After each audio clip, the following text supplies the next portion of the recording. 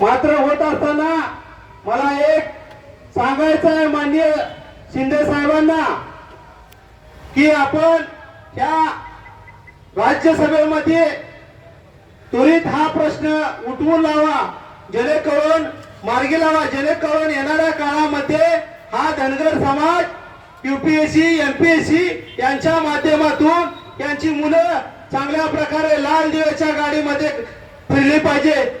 मला एक सांगायचं आहे की आमचं आरक्षण नेमकं खातंय कोण?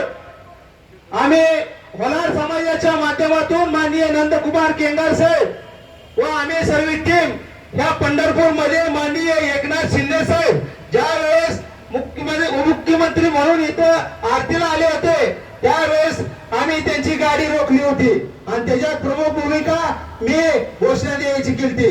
आम्ही तयार आहे कुठेही जेल भोगायची, कारण जोपर्यंत ओबीसी मधला धनगर समाजाला आरक्षण देत नाही किंवा ह्याला चांगल्या प्रकारे आर्थिक दर्जा देत नाही तोपर्यंत हे आंदोलन चालूच राहील. वास्तव दृष्ट्या या महाराष्ट्रामध्ये साखर सम्राट असणारी लोक यांना कुठेतर आपली ताकद दाखवण्यासाठी आपण राजकारणात आलं पाहिजे असं मला वाटतंय.